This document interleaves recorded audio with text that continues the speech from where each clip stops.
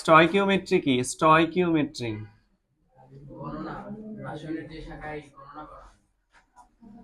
Stoichiometry হচ্ছে রসায়নের যে শাখায় কোনো রাসায়নিক বিক্রিয়ার গাণিতিক হিসাব নিকাশ করা হয়। কোনো রাসায়নিক বিক্রিয়ার গাণিতিক হিসাব নিকাশ,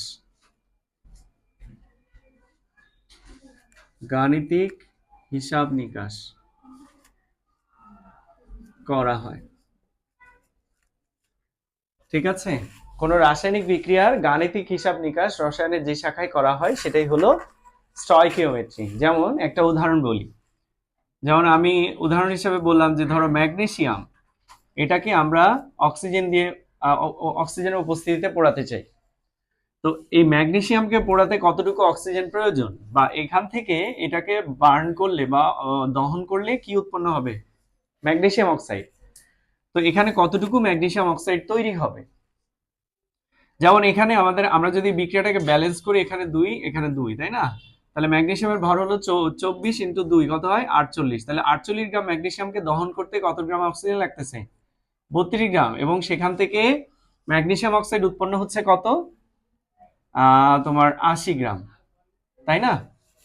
তো এই যে আমি হিসেব করলাম যে 32 গ্রাম অক্সিজেন দিয়ে 48 গ্রাম ম্যাগনেসিয়ামকে দহন করলে 80 গ্রাম ম্যাগনেসিয়াম অক্সাইড উৎপন্ন হয়, তাই না? এই যে আমরা একটা গাণিতিক হিসাব নিকাশ করলাম একটা রাসায়নিক বিক্রিয়ার, এই বিষয়টাই হচ্ছে স্টয়কিওমেট্রি। ক্লিয়ার? আচ্ছা, এখন আসি এই স্টয়কিওমেট্রির বাকি সব টপিকগুলোই এখন আমরা এই চ্যাপ্টারে আলোচনা করব। কারণ কিভাবে হিসেব করতে হয়। রাসায়নিক পদার্থ পরিমাপের একককে কি বলে? মোল। মোল কাকে বলে? রাসায়নিক পদার্থ পরিমাপের একককে রাসায়নিক পদার্থ পরিমাপের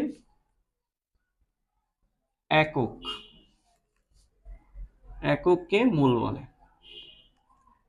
ঠিক আছে, অথবা এই মোলের আরেকটা সংজ্ঞা আছে, সেটাকে বলে গ্রাম আণবিক ভরকে মোল বলে, এটাও আমরা বলতে পারি। ঠিক আছে, যেমন এরপরে যদি আমি 1 মোল আনি তাহলে এই বিষয়টা আরেকটু ক্লিয়ার হবে যে 1 মোল কাকে বলে।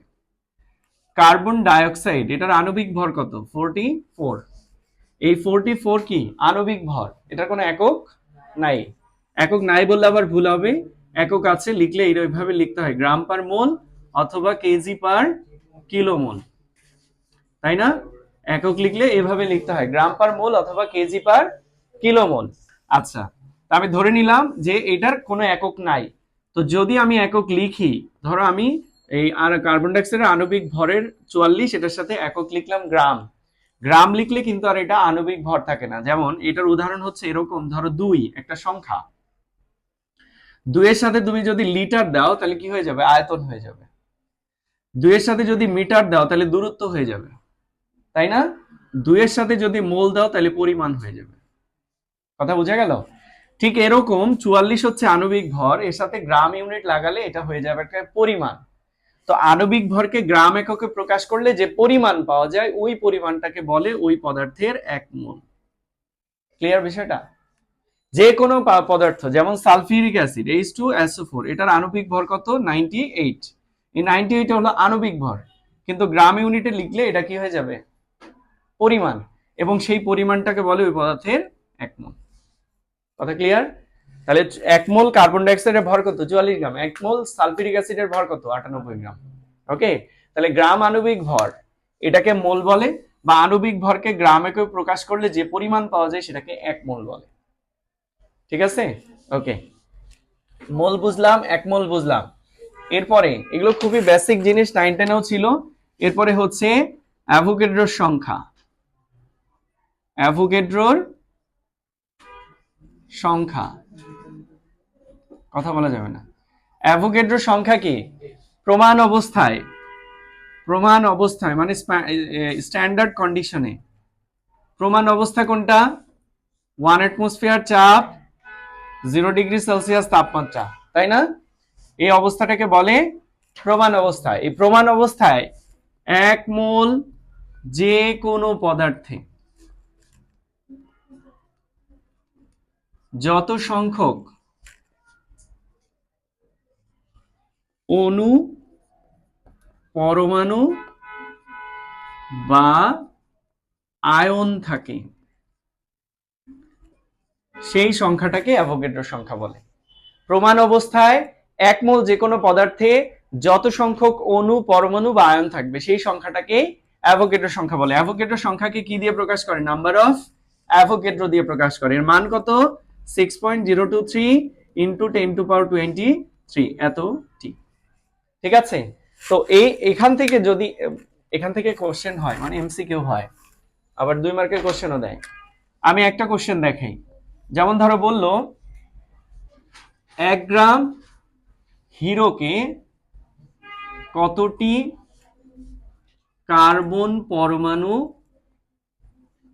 বিদ্যমান? ঠিক আছে, 1 গ্রাম হিরোকে কতটি কার্বন পরমাণু বিদ্যমান? আচ্ছা, হিরক কি? হিরক হচ্ছে কার্বনের একটা রূপ, তাই না? তো হিরক আর কার্বন একই কথা। কার্বনের ভর কত? 12, তাই না? তাহলে 12 কে যদি আমরা গ্রাম ইউনিটে প্রকাশ করি তাহলে এটা কি হয়ে যাবে? 1 মোল কার্বন হয়ে যাবে। তাই 1 মোল যে কোনো পদার্থে কতটি পরমাণু থাকে? Number of Avogadro. ঠিক আছে, তাহলে 1 মোলে যদি এতটি পরমাণু থাকে বা 12 গ্রামে যদি এতটি পরমাণু থাকে তাহলে 1 গ্রামে কতটি থাকে? ঠিক আছে, তাহলে 1 গ্রামের পরমাণু সংখ্যা কি হবে? Number of Avogadro by 12। বুঝা গেল বিষয়টা? আচ্ছা, এটা হচ্ছে যদি মৌলের ক্ষেত্রে বলে আমরা এইভাবে পরমাণু বের করতে পারি।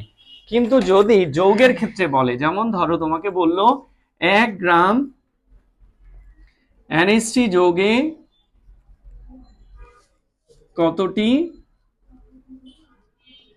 পরমাণু বিদ্যমান? ঠিক আছে, আচ্ছা এটা মৌল না যৌগ? যৌগের কি পরমাণু হয় না অণু হয়? তাহলে অণু সংখ্যাটা আগে বুঝতে হবে তোমাকে। হ্যাঁ, তাহলে অ্যামোনিয়ার আণবিক ভর কত? 17। তাহলে 17কে গ্রাম ইউনিটে লিখলে কত হবে? 1 মোলে কয়টা অণু থাকে? এতটি অণু।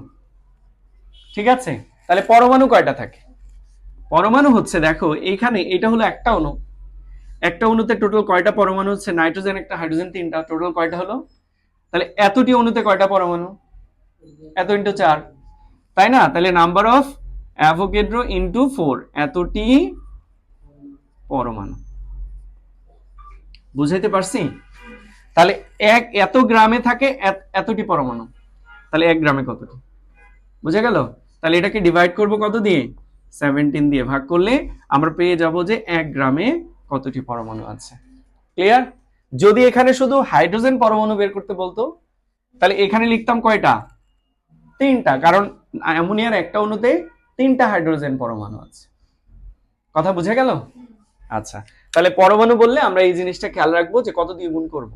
যেমন ধরো গ্লুকোজের কথা যদি বলে যে 1 গ্রাম গ্লুকোজে 1 গ্রাম গ্লুকোজে কতটি কার্বন পরমাণু আছে? 1 গ্রাম গ্লুকোজে কতটি কার্বন পরমাণু আছে? তো 1 গ্রাম গ্লুকোজের আণবিক ভর কত? 180, তাই না? 180 গ্রাম সমান কি? 1 মোল।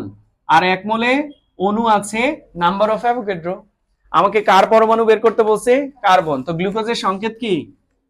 C6H12O6। এখানে এই যে গ্লুকোজের একটা অণুতে কার্বন পরমাণু কয়টা? তাহলে কার্বন পরমাণু যদি বের করতে বলে তাহলে এটার সাথে আমরা 6 দিয়ে গুণ করে দিব। ঠিক আছে, আর যদি হাইড্রোজেন বলে তাহলে 12 দিয়ে গুণ করব। ক্লিয়ার? দেখা যায় না এ পর্যন্ত? আচ্ছা, তাহলে যদি হাইড্রোজেন পরমাণু বের করতে বলে তাহলে আমরা কত দিয়ে গুণ করব? 12 দিয়ে গুণ করব। অক্সিজেন বললে 6 দিয়ে গুণ করব, এরকম আর কি। যদি আলাদা আলাদা করে বলে তাহলে আলাদা আলাদা সংখ্যা দিয়ে গুণ করব। আর যদি বলে যে 1 গ্রাম গ্লুকোজে কতটি পরমাণু বিদ্যমান?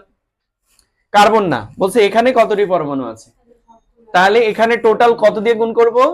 24 দিয়ে গুণ করব। বুঝা গেল বিষয়টা? ওকে, ঠিক আছে। তাইলে পরমাণু, অণু গেল। এইবার আমরা মোলার আয়তন নিয়ে কথা বলবো।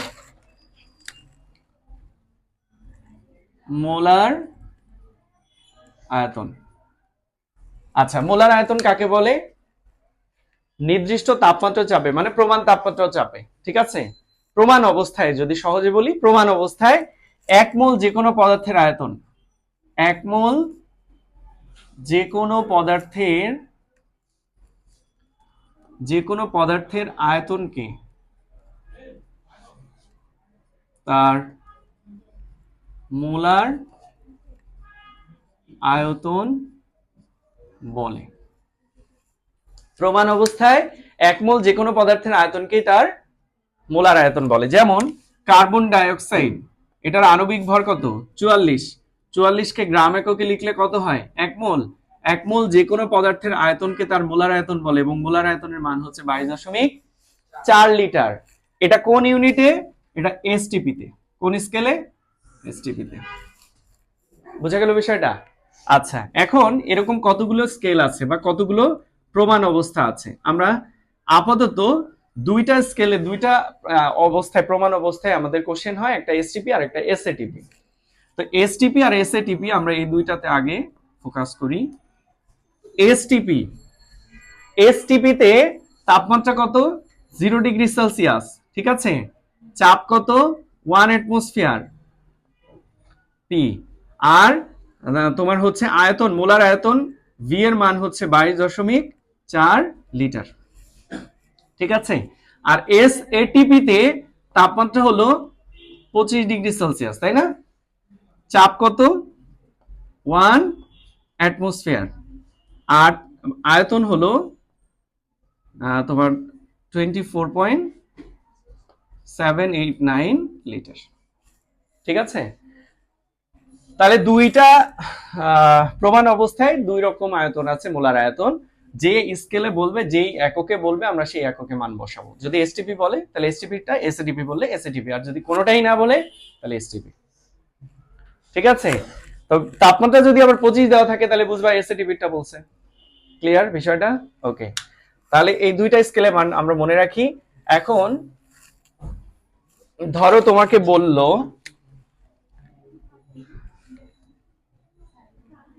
1 গ্রাম CH4 এর মোলার, আচ্ছা কথা বলো না, একটু খেয়াল করো। তাহলে প্রশ্ন হচ্ছে 1 গ্রাম CH4 এর মোলার আয়তন কত? এসটিপি তে বলছে। তা আমরা দেখলাম যে CH4 এর আণবিক ভর কত? 16। তাহলে 16 কে গ্রাম এককে লিখলে 1 মোল হয়। 1 মোল যে কোনো পদার্থের আয়তন হলো এসটিপি তে 22.4 লিটার। তাহলে আমরা বলতে পারি 16 গ্রামের আয়তন 22.4 লিটার। তাহলে 1 গ্রামের আয়তন কত? কি হবে? 22.4 বাই কত? 16। ব্যাস, হয়ে গেল এত লিটার, ঠিক আছে? তো এগুলো খুবই সহজ ম্যাথ, এগুলো তোমরা পারবা যদি এই ইয়াটা মনে রাখতে পারো, সিকোয়েন্সটা মনে রাখতে পারো। এখন কথা বলো না, দুইটা সংজ্ঞা পড়ে যাই। প্রাইমারি স্ট্যান্ডার্ড পদার্থ, আরেকটা কি? আরেকটা হলো সেকেন্ডারি স্ট্যান্ডার্ড পদার্থ, তাই না?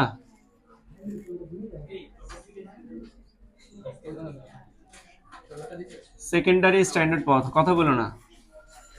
প্রাইমারি স্ট্যান্ডার্ড পদার্থ, আরেকটা হলো সেকেন্ডারি স্ট্যান্ডার্ড পদার্থ। তো প্রাইমারি স্ট্যান্ডার্ড পদার্থ কারা?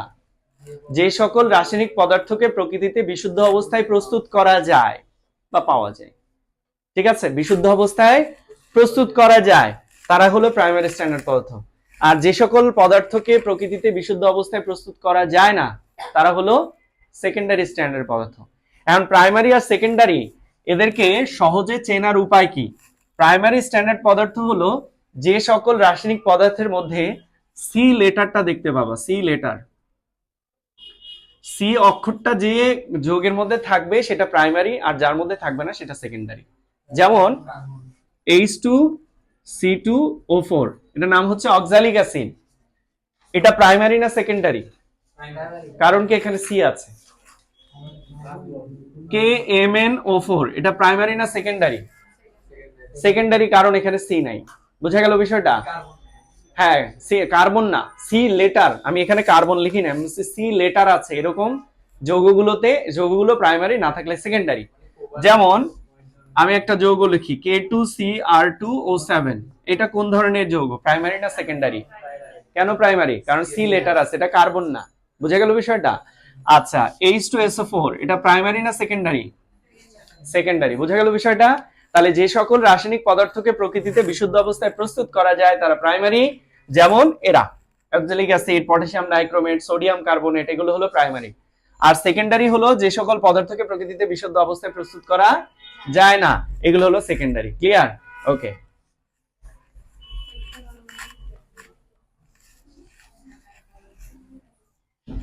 আচ্ছা, এরপর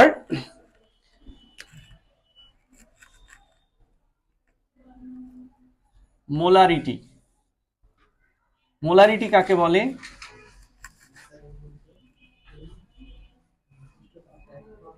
নির্দিষ্ট তাপমাত্রায় 1 লিটার দ্রবণে যত মোল দ্রবীভূত থাকে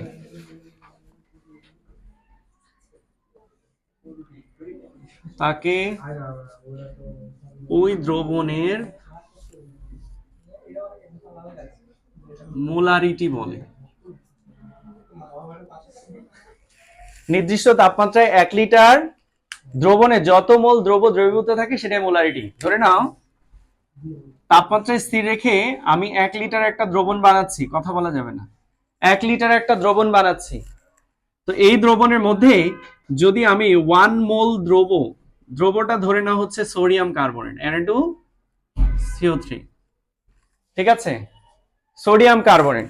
তো প্রমাণ দ্রবণ স্ট্যান্ডার্ড, প্রাইমারি স্ট্যান্ডার্ড পদার্থ দিয়ে তৈরি করতে হয়, ঠিক আছে? তো ধরে নাও সোডিয়াম কার্বনেটের 1 মোল আমি 1 লিটারের মধ্যে দ্রবীভূত করছি, এখানে তাপমাত্রা স্থির আছে, তাহলে এর মোলারিটি কত? দ্রবণটার মোলারিটি কত হবে? এই দ্রবণের মোলারিটি কত হবে? বলছে যে 1 লিটারে যত মোল থাকবে সেটাই মোলারিটি। 1 লিটারে কয় মোল আছে? তাহলে মোলারিটি কত? মোলারিটিকে কি দিয়ে প্রকাশ করে? এস অথবা সি, যে কোনো একটা দিয়ে প্রকাশ করা যায়, ঠিক আছে? সলিউবিলিটি অথবা কনসেন্ট্রেশন। তাহলে এস এর ভ্যালু কত হবে? 1 মোলার অথবা 1 মোল পার লিটার, মানে পার লিটারে 1 মোল আছে, ঠিক আছে? ওকে, এখন এই মোলারিটির সূত্র, এগুলো 9-10 করছো, এখন আর এগুলো প্রমাণ করে দেখাবো না। মোলারিটির সূত্র কি? 1000 W/mV। আচ্ছা, এই 1000টা কেন ইউজ করা হয়? ভলিউমটাকে লিটারে নেওয়ার জন্য, ঠিক আছে? কারণ আমাদের এখানে কিন্তু মোলারিটিরা লিটারে হিসাব করতে হয়। তো যদি আয়তন মিলিলিটারে থাকে তাহলে 1000 ইউজ করবা সূত্রের মধ্যে, আর যদি আয়তন লিটারে দিয়ে দেয় তাহলে এই 1000 আর ইউজ করতে হবে না, তখন সূত্র হবে W/mV। ক্লিয়ার? আচ্ছা, এখন আসি মোলারিটির এককে। কিন্তু আমরা বুঝে গেলাম যে মোলারিটির একক কি? মোল পার লিটার। 1 লিটারে এত মোল আছে। ওকে, এখন আসি যদি 1 লিটারে 1 মোল থাকে তাহলে মোলারিটি আমরা বললাম কত মোলার? যে 1 লিটারে যদি 1 মোল থাকে, পার লিটারে 1 মোল থাকলে মোলারিটি কত? 1 মোলার। তো 1 মোলার দ্রবণের একটা নাম আছে, এটার নাম হচ্ছে মোলার দ্রবণ, ঠিক আছে? তাহলে মোলার দ্রবণের সংজ্ঞা কি? নির্দিষ্ট তাপমাত্রায় 1 লিটার দ্রবণে 1 মোল দ্রবীভূত থাকলে তাকে মোলার দ্রবণ বলে। আচ্ছা, যদি এখানে 2 মোল দ্রবীভূত থাকে, 2 মোল, তাহলে মোলারিটি এস এর ভ্যালু কত হবে? 2 মোলার, এবং এর নাম হচ্ছে বাইমোলার দ্রবণ। নাম কি? বাইমোলার দ্রবণ। আচ্ছা, যদি এখানে 0.5 মোল থাকে তাহলে এস এর মান কত হবে? 0.5 মোলার, তাই তো? এবং এটার নাম কি? সেমিমোলার দ্রবণ। সেমিমোলার দ্রবণ। আচ্ছা, যদি এখানে 0.5 এর পরিবর্তে 0.1 থাকে তাহলে এস এর ভ্যালু কত হবে? 0.1 মোলার, এবং এটার নাম হলো ডেসিমোলার দ্রবণ, ডেসি। আচ্ছা, যদি এখানে 0.01 মোল থাকে তাহলে এস এর ভ্যালু হবে 0.01 মোলার, এটাকে বলে সেন্টিমোলার দ্রবণ, ঠিক আছে? আচ্ছা, এবার আসি, ধরে নাও, কথার কথা খেয়াল করবা, 1 লিটার দ্রবণে যত মোল দ্রবীভূত আছে এটা যদি আমাদের জানা থাকে তাহলে সেটাকে প্রমাণ দ্রবণ বলে, বা স্ট্যান্ডার্ড দ্রবণ যেটাকে বলে আর কি, ঠিক আছে?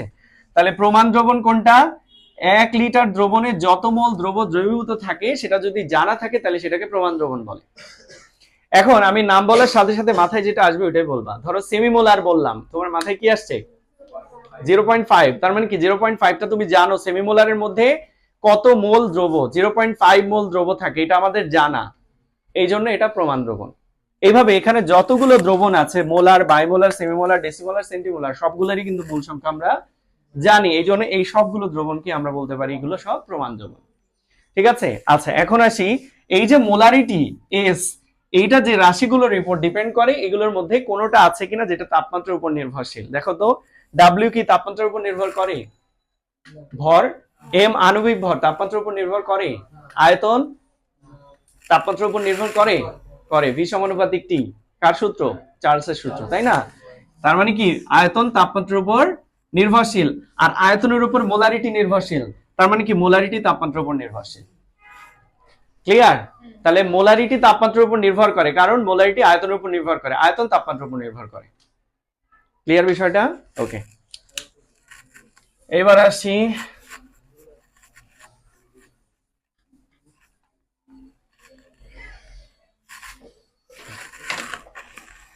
আরেকটা প্রমাণ হচ্ছে, তাপমাত্রা যত বাড়বে দ্রবের দ্রবণীয়তা তত বেড়ে যায়। হ্যাঁ, দ্রবণীয়তা তত বেড়ে যাবে তাপমাত্রা বৃদ্ধির সাথে সাথে। ওই যে আমরা এই গুণগত রসায়নে পড়ছি, তাপমাত্রা যত বাড়ে দ্রাব্যতা তত বেড়ে যায়, মানে দ্রবণীয়তা তত বেড়ে যায়। তো তার মানে তাপমাত্রার উপর মোলারিটি ডিপেন্ড করে। ক্লিয়ার? ওকে, এবার আসি, মোলারিটির পরে আমরা চলে যাব হচ্ছে নরমালিটি। মোলারিটি বলবো না, নরমালিটি। ঠিক আছে, আচ্ছা নরমালিটিকে কি দিয়ে প্রকাশ করে? এন। এন সমান কি? মোলারিটি ইনটু তুল্য সংখ্যা, নাকি? এমটা কি? মোলারিটি। এমটা কি? মোলারিটি। আর ইটা কি? তুল্য সংখ্যা। আচ্ছা তুল্য সংখ্যাটা কি? চলো তুল্য সংখ্যাটা একবার একটু বলে যাই।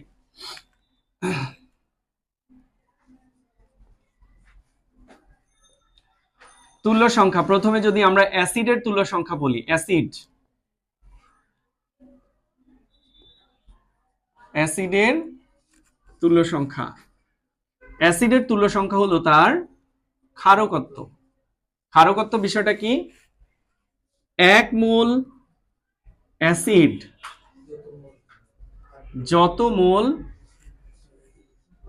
OH মাইনাস অথবা ক্ষারকে প্রশমিত করতে পারে, সেটা হলো তার ক্ষারকত্ব। যেমন সালফিউরিক অ্যাসিড H2SO4, এটার সাথে যদি আমি OH মাইনাসে বিক্রিয়া দেই, সালফিউরিক অ্যাসিড কয়টা H প্লাস দান করে? তো দুইটা H প্লাস কয়টা OH মাইনাসের সাথে বিক্রিয়া করবে? তাই না? H প্লাস কার সাথে বিক্রিয়া করে? OH মাইনাসের সাথে বিক্রিয়া করে পানি তৈরি করে। আমরা যদি ব্যালেন্স করি, এখানে H প্লাস দুইটা, ব্যালেন্স করো, এখানে হাইড্রোজেন কয়টা? দুইটা, এখানে একটা, এখানে কয়টা? দুইটা, তিনটা, মিললো না, তাই তো? অক্সিজেন কয়টা? এখানে একটা, এখানে একটা। আচ্ছা এই যে এটা ব্যালেন্স করা সহজ। ধরো H প্লাস আর OH মাইনাস, এরা দুজন বিক্রিয়া করে কি তৈরি করলো? H2। তার মানে কি একটা H প্লাস আর একটা OH মাইনাস বিক্রিয়া করে H2 হয়, এখানে ব্যালেন্স করা আছে। তার মানে একটা H প্লাসের জন্য একটা OH মাইনাস লাগে। এখানে H প্লাস কয়টা? তাহলে OH মাইনাস কয়টা লাগবে? তার মানে সালফিউরিক অ্যাসিড এর 1 মোল মানে দুইটা H প্লাস, সেই দুইটা H প্লাস কয়টা OH মাইনাস কে প্রশমিত করলো? দুইটা। এই জন্য H2SO4 এর তুল্য সংখ্যা হলো 2, ইকুইভ্যালেন্ট নাম্বার কত? 2। ঠিক আছে, অর্থাৎ এটা ক্ষারকত্ব হলো 2। এরকম যে অ্যাসিড যতগুলো OH মাইনাস কে প্রশমিত করবে তার ক্ষারকত্ব বা তুল্য সংখ্যা তত। আচ্ছা সেই হিসাবে আমাদের H3PO4 এটা কয়টা H প্লাস দান করতে পারে? 3টা। তাহলে এটা তুল্য সংখ্যা কত হবে? 3। আচ্ছা এইরকম আরো কি কি অ্যাসিড আছে? H3PO3 আর H3PO2। ঠিক আছে, দেখো এই তিনটা অ্যাসিডেই ফসফরিক অ্যাসিড, ফসফরাস অ্যাসিড আর হাইপোফসফরিক অ্যাসিড, তাই না? আচ্ছা এই তিনটা অ্যাসিডের মধ্যে তিনটাতেই H হাইড্রোজেন আছে 3টা করে, তাহলে প্রত্যেকের তুল্য সংখ্যা 3 করে হওয়ার কথা, কিন্তু তুল্য সংখ্যা 3 না। এটার কত? তুল্য সংখ্যা 3, এটার কত? 2, আর এটার হলো 1। কেন? এটার কারণ হলো যে গঠন, তাই না? স্ট্রাকচার। কিভাবে দেখো, এখানে যে 4টা অক্সিজেন আছে ফসফরাসের সাথে যুক্ত, ফসফরাসের যোজনী হলো 5। এই দেখো এখানে 5টা যোজনী মিলছে কিনা? আচ্ছা কিন্তু অক্সিজেনের যোজনী কত করে? 2 করে। এই অক্সিজেনের যোজনী 2 মিলছে, কিন্তু বাকি 3টার মিলে নাই। এই 3টা অক্সিজেনের আবার একটা করে হাত ফাঁকা আছে, এই 3টা হাতে 3টা হাইড্রোজেন আছে। ঠিক আছে, এখন এই অক্সিজেন হাইড্রোজেন বন্ধনের মধ্যে তড়িৎ ঋণাত্মকতা বেশি কার? অক্সিজেন এবং হাইড্রোজেনের মধ্যে। তাই এই বন্ধন জোড় ইলেকট্রন গুলো কার দিকে সরে যাবে? তো অক্সিজেন দিকে সরে গেলে হাইড্রোজেনটা এখানে H+ হিসেবে অপসারিত হবে। তো এরকম কয়টা জায়গায় H+ অপসারণের সুযোগ আছে? তিনটা। এই জন্য এটা তিনটা H+ আয়ন দান করে, আর তিনটা H+ দান করে মানে হচ্ছে এর তুল্য সংখ্যা হলো 3। এবার আসি তোমার হচ্ছে ফসফরাস অ্যাসিড H3PO3 এর মধ্যে যদি স্ট্রাকচার দেখি তাহলে এটার স্ট্রাকচার হলো এরকম যে এখানে অক্সিজেন হলো তিনটা, একটা অক্সিজেন ডাবল বন্ধনের মাধ্যমে যুক্ত আর বাকি দুটো অক্সিজেন এভাবে যুক্ত। দেখো তো এটা H+ দান করার সামর্থ্য আছে কয়টা জায়গা থেকে? দুইটা জায়গা থেকে। এই দুইটা জায়গায় পোলার আয়ন হয়, তাহলে এই দুইটা H+ দান করে মানে এটার তুল্য সংখ্যা হলো 2। আর এইখানে এটার স্ট্রাকচার হলো এরকম এরকম, এখানে H+ দানের অ্যাবিলিটি আছে কয়টা জায়গা থেকে? একটা জায়গা থেকে, এই জন্য এর তুল্য সংখ্যা হবে 1। ঠিক আছে, তাহলে তুল্য সংখ্যা অ্যাসিডের ক্ষেত্রে আমরা দেখব যে অ্যাসিডটা কতগুলো H+ আয়ন দান করতে পারে অথবা কত মোল OH- কে প্রশমিত করতে পারে। আর OH- দিয়ে বিক্রিয়া করতে সমস্যা হলে তুমি এখানে চাইলে সোডিয়াম হাইড্রোক্সাইডের হেল্প নিতে পারো। ঠিক আছে, অথবা পটাশিয়াম হাইড্রোক্সাইড, যারা একটা করে OH- দান করে। আচ্ছা, এটা গেল H+ যাদের ক্ষেত্রে আছে তাদের ক্ষেত্রে আমরা এইভাবে বের করতে পারবো। কিন্তু ধরে নাও কার্বন ডাইঅক্সাইড, এটা তো অম্লধর্মী, এটা তুল্য সংখ্যা কত? এটা আমরা কিভাবে বের করব? সেটা হলো বিক্রিয়া করে। ঠিক আছে, কার সাথে? ওই যে সোডিয়াম হাইড্রোক্সাইডের সাথে। তাহলে কার্বন ডাইঅক্সাইডের সাথে যদি তুমি সোডিয়াম হাইড্রোক্সাইডের বিক্রিয়া দাও, ধরে নাও এটা অ্যাসিড, এটা ক্ষার, বিক্রিয়া করলে কি হবে? লবণ আর পানি। তো লবণটা কি হবে? কার্বনেট লবণ, সোডিয়াম কার্বনেট, আর উৎপন্ন হবে হলো পানি। ঠিক আছে, ব্যালেন্স করি, এখানে সোডিয়াম দুইটা, এই যে 2 দিলাম। আচ্ছা, এরপরে অক্সিজেন হলো এখানে 2 আর এই 2 4, এই যে 3 আর 1 4, হাইড্রোজেন দুইটা আর এখানেও দুইটা, তাহলে মিলে গেছে, ব্যালেন্স হয়ে গেছে। তাহলে 1 মোল কার্বন ডাইঅক্সাইড কত মোল ক্ষারকে প্রশমিত করে? তার মানে কার্বন ডাইঅক্সাইডের তুল্য সংখ্যা হলো 2। ঠিক আছে, তাহলে অম্লধর্মী যে সকল অক্সাইড আছে তাদের ক্ষেত্রে আমরা সোডিয়াম হাইড্রোক্সাইডের সাথে বিক্রিয়া দিয়ে বের করব যে তার তুল্য সংখ্যা কত হবে।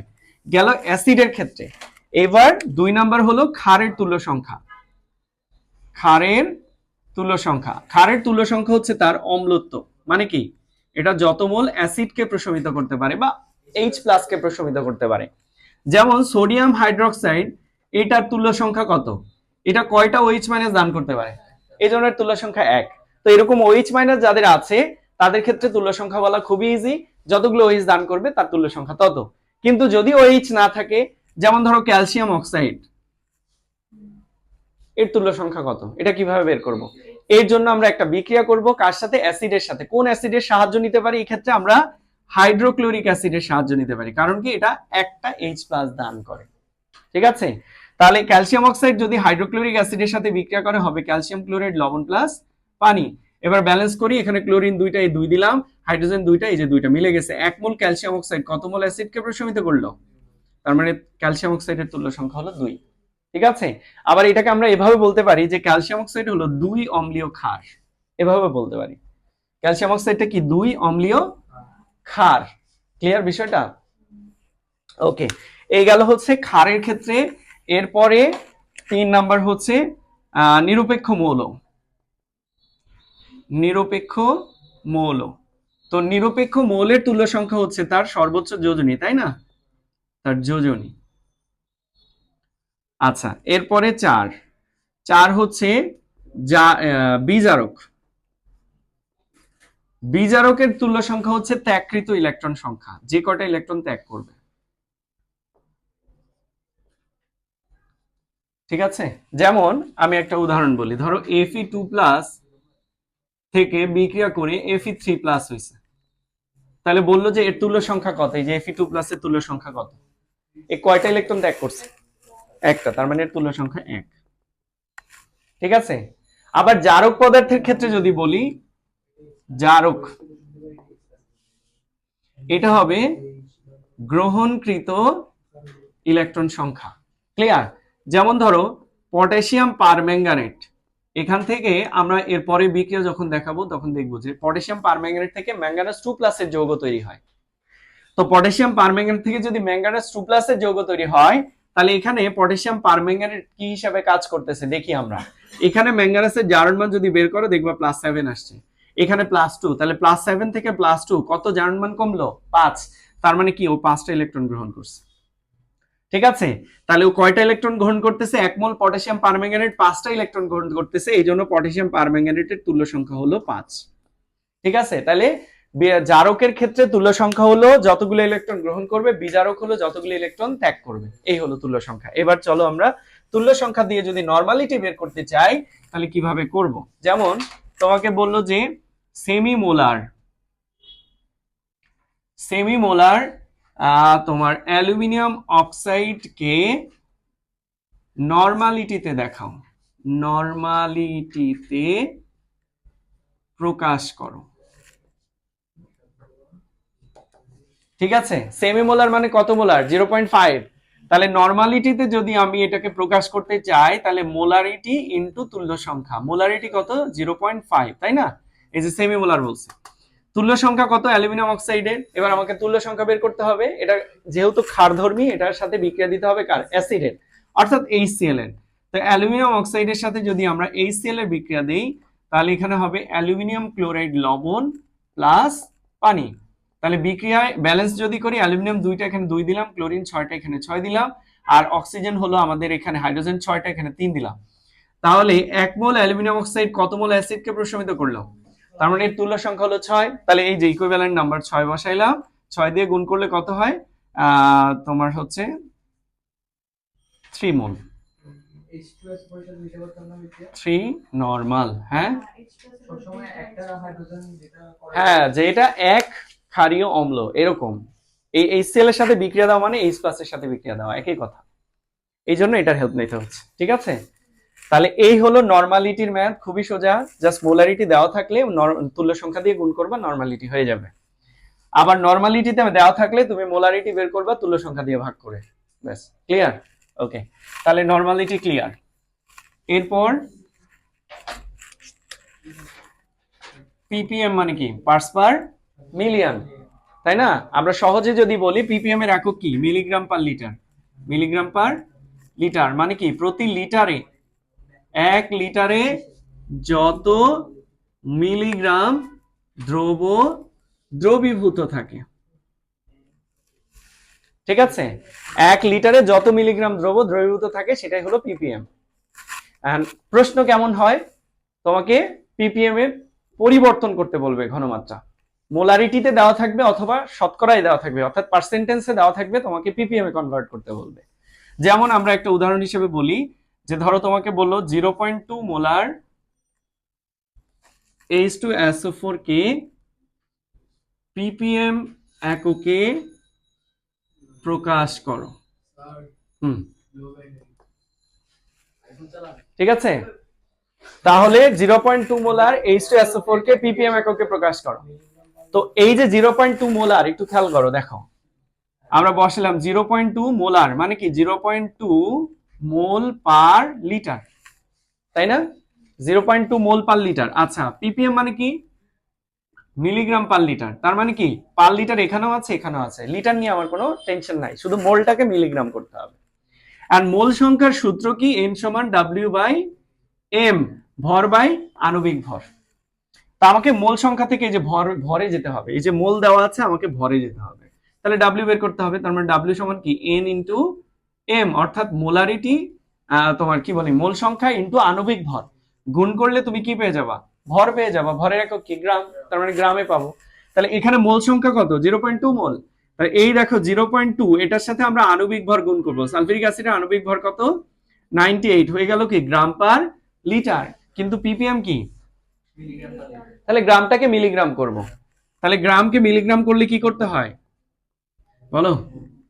1000 দিয়ে গুণ করতে হয়। তাহলে এই যে গ্রাম ইন্টু 1000 হয়ে গেল মিলিগ্রাম পার লিটার বা ppm। তার মানে হচ্ছে 49, না সরি, এটা হবে কত? তোমার কত আসে দেখো তো, এটাকে মাল্টিপ্লাই করলে।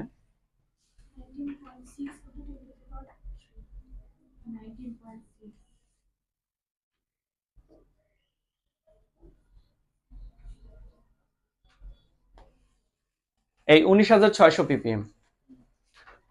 ঠিক আছে, তাহলে পিপিএম এ কনভার্ট করতে বললে মোলারিটি থেকে আমরা সহজে মনে রাখবো যে মোলারিটিতে যে মান দেওয়া থাকবে তার সাথে আণবিক ভর আর 1000 গুণ করব, পিপিএম হয়ে যাবে। আবার পিপিএম এ দেওয়া থাকলে মোলারিটিতে যাইতে বললে যেভাবে গুণ করে আসছি ওইভাবে ভাগ করে চলে যাব। আচ্ছা, এটা হলো মোলারিটি থেকে পিপিএম এ গেলাম। এখন যদি প্রশ্ন এরকম হয় যে 1% সোডিয়াম হাইড্রোক্সাইডকে পিপিএম এককে প্রকাশ করো, কথা বলো না। 1% সোডিয়াম হাইড্রোক্সাইডকে পিপিএম এককে প্রকাশ করো। আচ্ছা, খেয়াল করো, এই যে পার্সেন্টেজ দেওয়া আমাকে পিপিএম এ বের করতে বলছে, তো পার্সেন্টেজ থেকে সরাসরি পিপিএম এ যাওয়া যায় না, এর আগে তোমাকে মোলারিটি কনভার্ট করতে হবে, তারপরে পিপিএম এ যেতে হবে। তো পার্সেন্টেজ থেকে মোলারিটি বের করার সূত্র কি? আমরা যে মোলারিটি যে সূত্র জানি, S সমান 1000 W/mv। এই 1% সোডিয়াম হাইড্রোক্সাইডের মানে হলো 100 মিলিলিটারে 1 গ্রাম সোডিয়াম হাইড্রোক্সাইড দ্রবীভূত আছে। তাহলে W কত? 1 গ্রাম। V কত? 100 মিলিলিটার। তো আমরা এখানে W এর মান বসাবো হচ্ছে 1, m হলো আণবিক ভর, সোডিয়াম হাইড্রোক্সাইডের আণবিক ভর 40 আর V হলো 100 মিলিলিটার। তাহলে এটাকে আমরা যদি ক্যালকুলেশন করি 1/4 মানে 0.25 মোলার। ঠিক আছে, তো এই দেখো মোলারিটি হয়ে গেছে। এখন পিপিএম করব কিভাবে? 0.25 এটার সাথে কি করতে হয়? আণবিক ভর গুণ করতে হয়। তো আণবিক ভর কত? এটা 40 ইনটু, এরপরে কি করব? 1000 দিয়ে গুণ করব, তাহলে 1000 হয়ে গেল পিপিএম। তাহলে কত হয়? 4 100 4000, হ্যাঁ 10,000 পিপিএম।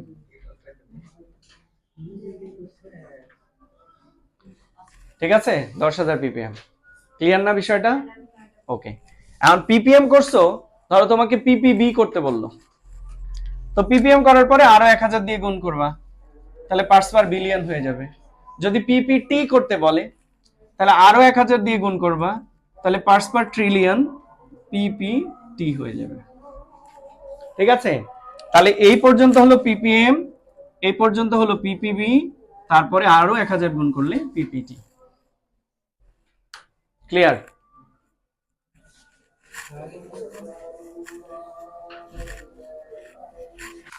তাহলে মিশ্রণের প্রকৃতি ম্যাক্সিমাম ম্যাথগুলোতে দুইটা করে দ্রবণ থাকে, একটা ক্ষার আর একটা অ্যাসিড থাকে। ঠিক আছে, তবে খুব রেয়ার কেস যে দুইটা অ্যাসিড একটা ক্ষার অথবা দুইটা ক্ষার একটা অ্যাসিড এরকম থাকতে পারে। ঠিক আছে, তো যদি এরকম থাকে তাহলে কি করব?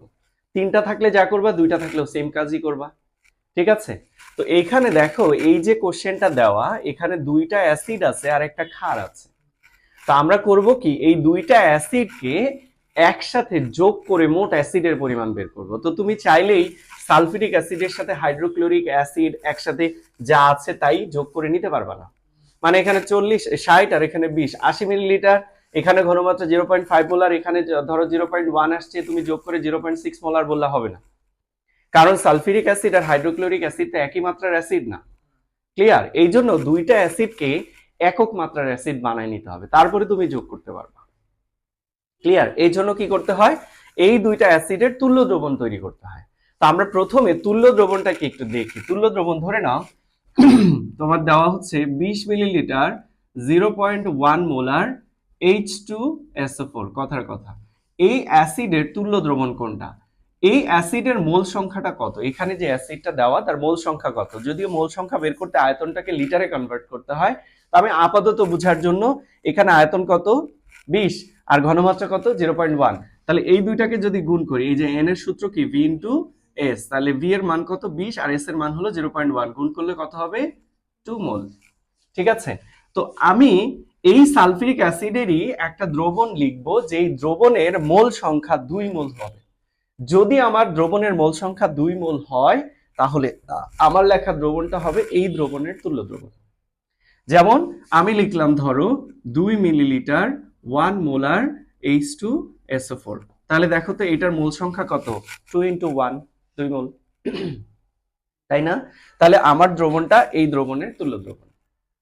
ঠিক আছে, তার মানে মূল কথা কি, যদি প্রস্তুত দ্রবণের মোল সংখ্যা প্রমাণ দ্রবণের মোল সংখ্যার সমান হয় তাহলে প্রস্তুত দ্রবণটা হবে ওই দ্রবণের তুল্য দ্রবণ।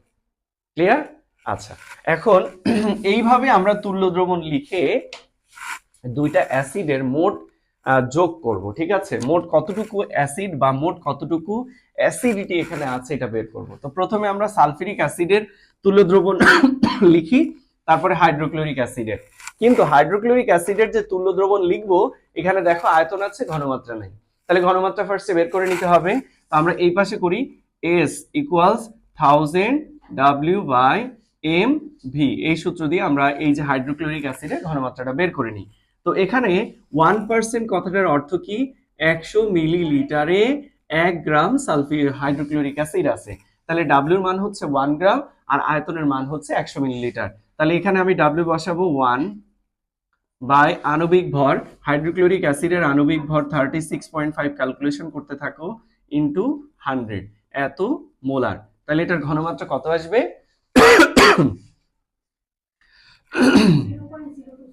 0.027 মোলার। ক্লিয়ার? তাহলে আমরা হাইড্রোক্লোরিক অ্যাসিডের ঘনমাত্রা পেয়ে গেছি। এইবার আমরা তুল্য দ্রবণ লিখব যে 60 মিলিলিটার 0.5 মোলার H2SO4 ইকুইভ্যালেন্ট, তুল্য তা চিহ্ন দিতে হবে মাঝখানে, ইকুইভ্যালেন্ট। তাহলে তুল্য দ্রবণ লিখতে হলে সোজা হচ্ছে নিয়ম কি, সোজা একবারে সহজ নিয়ম হচ্ছে, তুমি এখানে আয়তন আর ঘনমাত্রা যেটা দেওয়া আছে এটাকে গুণ করবা, করলে যে মান আসবে সেটাকে আয়তন হিসাবে লিখবা আর ঘনমাত্রা 1 লিখবা। তাহলে এই দুইটাকে গুণ করলে কত হয়? 30। তাহলে হবে 30 মিলিলিটার 1 মোলার H2SO4। ঠিক আছে, এখন H2SO4 এইটার তুল্য সংখ্যা কত? 2, অর্থাৎ এটা দ্বিক্ষারীয় অম্ল।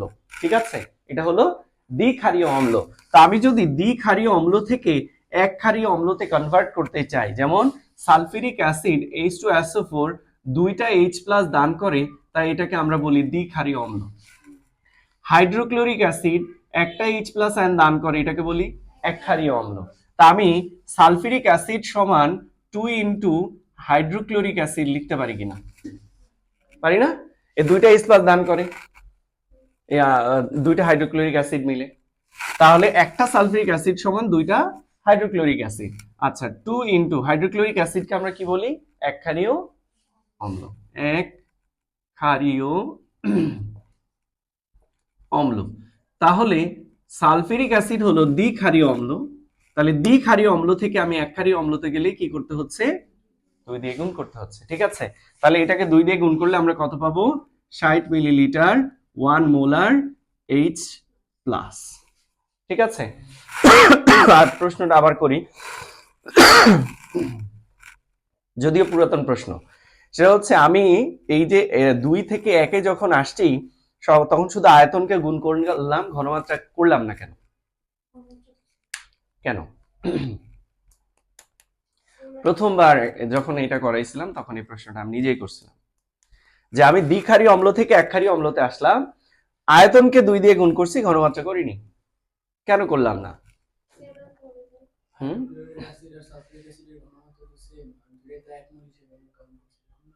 না না, বিষয়টা হলো আমাদের এখানে দুইটা ভিন্ন অ্যাসিড আমরা এখানে দেখতে পাচ্ছি, একটা হলো হাইড্রোক্লোরিক অ্যাসিড আর একটা হলো H+ বা সালফিউরিক অ্যাসিড আর একটা হলো হাইড্রোক্লোরিক অ্যাসিড। এন্ড বিষয়টা আমি যদি এইভাবে ব্যাখ্যা করি, ধরে নাও তোমাকে চিনি আর গুড় দুইটা জিনিস দিচ্ছে, দিয়ে তোমাকে বলছে শরবত বানাইতে হবে। এখন তোমাকে বলছে যে মিষ্টি তোমাকে এটা রাখতে হবে, বুঝে গেল? মিষ্টি মানে ঘনমাত্রা, তাহলে মানে কি মিষ্টি কনস্ট্যান্ট। এখন চিনি দিয়ে যদি শরবত বানাও, যেই মাত্রার মিষ্টি তোমাকে বলছে ওই মাত্রার মিষ্টি বানাতে যে পরিমাণ চিনি লাগবে, গুড় কি সেই পরিমাণই লাগবে? অবশ্যই কম বেশি লাগবে। তো এখানে বিষয়টা তাই, এটা ধরে নাও হচ্ছে গুড় আর এটা হলো চিনি, গুড়ের মিষ্টি বেশি, চিনির মিষ্টি কম। ঠিক আছে, তাহলে এইটা ঘনমাত্রা কনস্ট্যান্ট রেখে তোমাকে আয়তন চেঞ্জ করে করে শরবত বানাইতে হবে, এই আর কি। তাহলে সালফিউরিক অ্যাসিড দিয়ে যদি আমরা দ্রবণ বানাই তাহলে 30 মিলি 1 মোলার যে কাজ করতে পারবে, হাইড্রোক্লোরিক অ্যাসিড দিয়ে দ্রবণ বানাইলে সেই কাজ করতে 60 মিলি 1 মোলার লাগবে। ঠিক আছে, ওকে। এবার আমরা হাইড্রোক্লোরিক অ্যাসিডের তুল্য দ্রবণ লিখবো। হাইড্রোক্লোরিক অ্যাসিড এখানে কত মিলিলিটার? 20 মিলিলিটার এবং ঘনমাত্রা হচ্ছে 0.027 মোলার HCl ইকুইভ্যালেন্ট এটার তুল্য দ্রবণ কত হবে?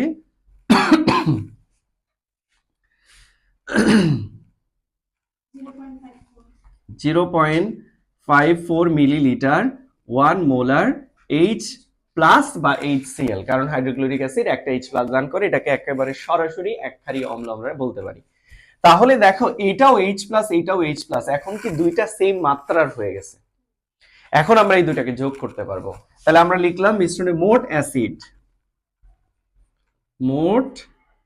অ্যাসিড সমান এই যে 60 প্লাস 0.54 যোগ করলে কত হবে? 60.54 millilitre 1 molar H plus. Clear না বিষয়টা? ওকে, এই হয়ে গেল আমাদের মোট অ্যাসিডের পরিমাণ। এইবার আমরা তুল্য দ্রবণ লিখবো ক্ষারের, সোডিয়াম কার্বনেটের। তো সোডিয়াম কার্বনেট আছে এখানে 200 মিলিলিটার 0.1 মোলার Na2CO3 ইকুইভ্যালেন্ট। এটা তুল্য দ্রবণ কত হবে? এই দুটাকে গুণ করলে আসে 20 মিলিলিটার 1 মোলার Na2CO3। আচ্ছা, সোডিয়াম কার্বনেট হচ্ছে ক্ষারধর্মী, তাই না? তো এটার তুল্য দ্রবণ কত? এটা তুল্য দ্রবণ বের করতে হলে আমাদের হাইড্রোক্লোরিক অ্যাসিডের হেল্প নিতে হবে, অর্থাৎ এটার সাথে HCl এর বিক্রিয়া দিতে হবে।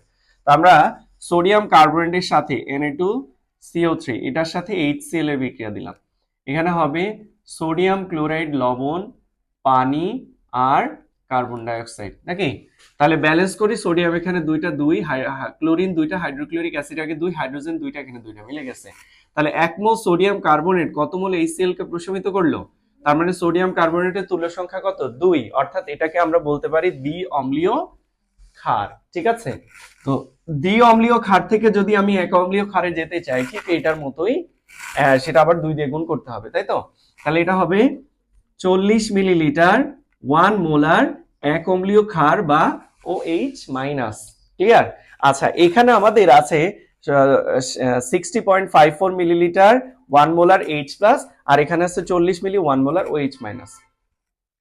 তার মানে দ্রবণে আমাদের এখন ধরে নাও অবশিষ্ট আছে H প্লাস আর OH মাইনাস। তো H প্লাস আর OH মাইনাস যদি দ্রবণে থাকে তাহলে একে অপরের সাথে বিক্রিয়া করবে। তাহলে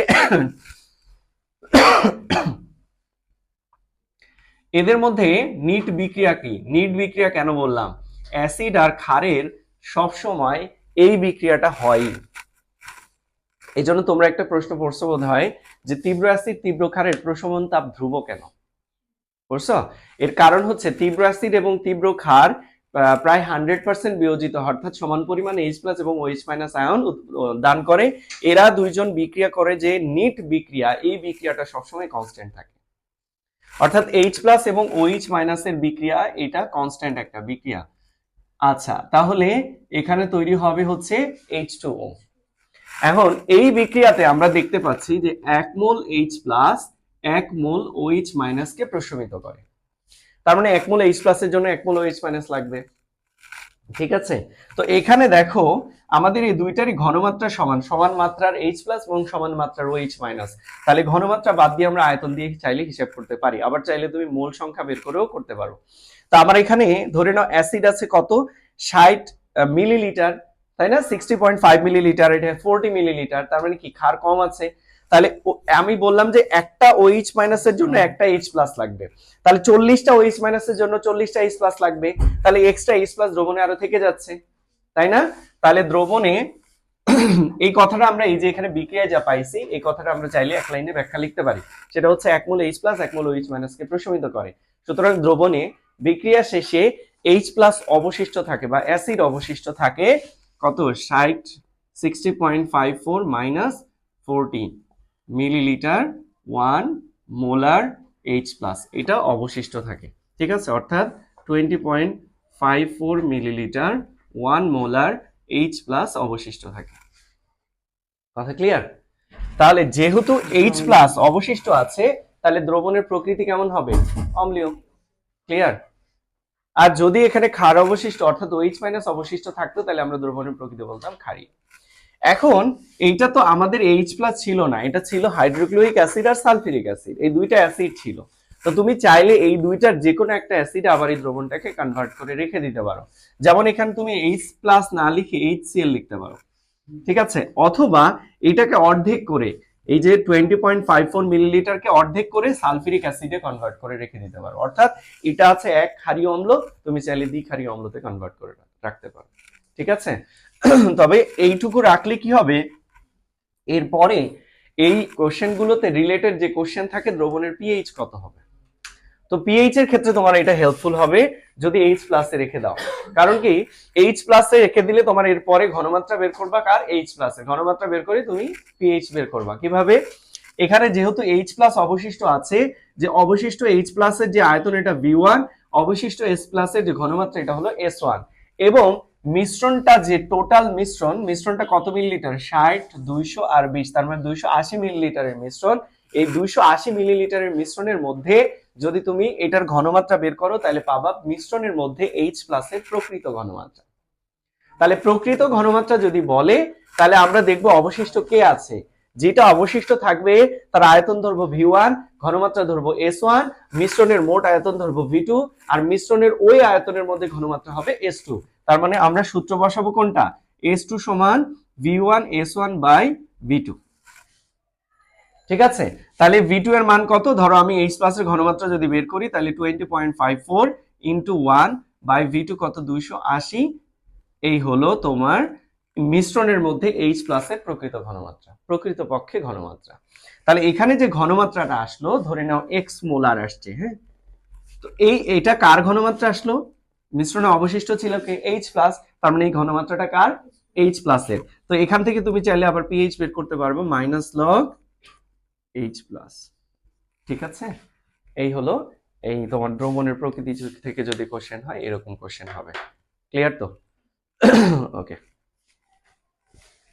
মান কাকে বলে, জারণ মান কাকে বলে, জারণ মান কি,